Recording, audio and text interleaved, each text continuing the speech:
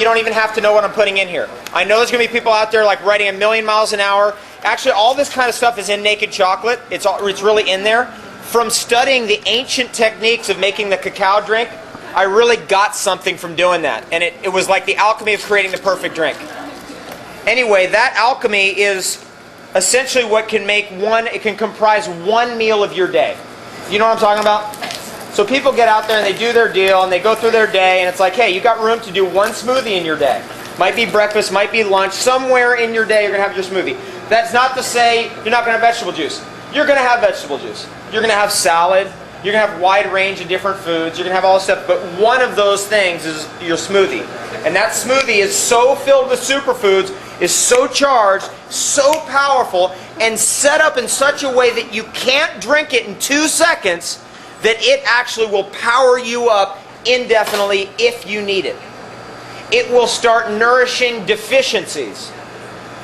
It will start building you up and causing you to feel good all the time. Here's the strategy. First step in smoothie making. What is the base going to be?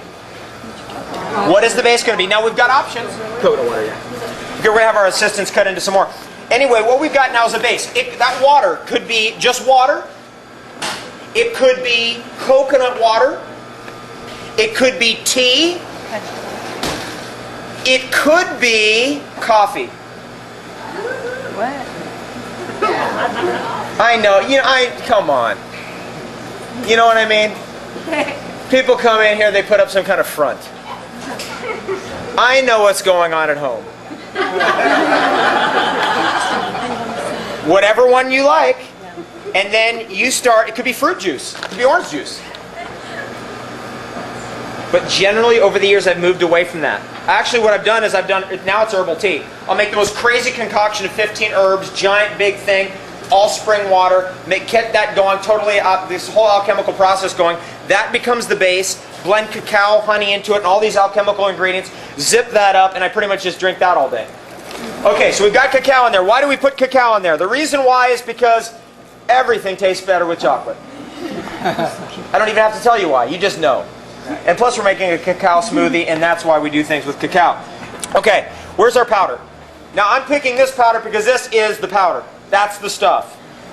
So this is what's left over after the oil's been pressed out of it. Kind of like hemp seed protein. It's what's left over after the oil's been pressed out of the hemp seed. That's what that is. How much oil is left? There's 50% oil in the nibs. That's the natural amount of cacao oil in the nib. Here we go. Now I like cayenne. The reason why I put cayenne in here, and this is super powerful. Cayenne with cacao is like heaven.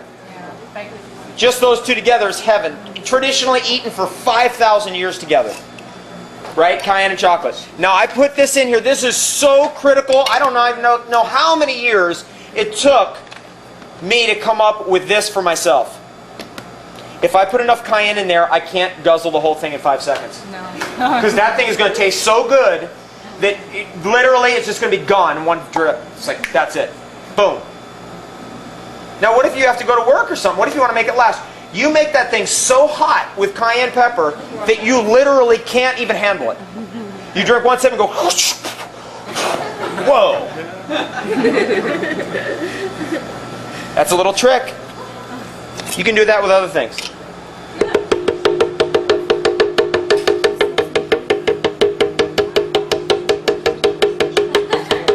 Water?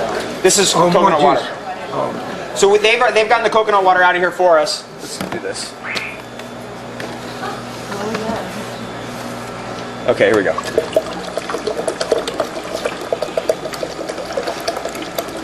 Good. Okay. Now, we're going to get into the herbal components here. I like this goji berry powder because it's fierce. This is one of the best products going. This is full on. That stuff is so potent, it's just ridiculous. So we got the herbal component going. Now we're going to get the maca. We got to get that in there. What is maca? Maca is a root from the Andes Mountains. This is one of the best aphrodisiacs going. When you mix it with cacao, you really got something going on. Look at what we got here. We got the base. What's the base? Coconut. Now we got the chocolate alchemical element. Now here's the chocolate element. Here's what it means kind of in the Steiner sense or from the planetary sense. Chocolate lines up planetarily with the sun. Chocolate is an octave of sun energy. In fact, it's the energy of the center of the sun. It's a male energy that comes down off the sun, and it actually, out of all the plants, the cacao is right on line, target at the center of the sun, which we call in our body the heart. And actually, cacao is right up with the center of the sun, which is the center of the heart, which is called the sacred heart. So the cacao is hitting that frequency of the sacred heart. And it's an energy that comes from the sun. Now, in terms of planetary alchemy, what you want to use to balance off the cacao, because it's an alchemical process, you need something that's coming up with the earth force, or we call it the ormus, an energy that moves out of the earth towards the sun. That's ormus. Remember what I was telling you about? Like if you become loaded with ormus, all the cosmic energies come right into you because it wants to mate with you. Coconut water is an ormus energy substance. It comes from out of the earth. When you cut it open, you'll see it has a blue shimmer in there sometimes, especially wild coconuts in Hawaii. That's an indicator of the ormus. Goji berry has the ormus in it. It's in the polysaccharide.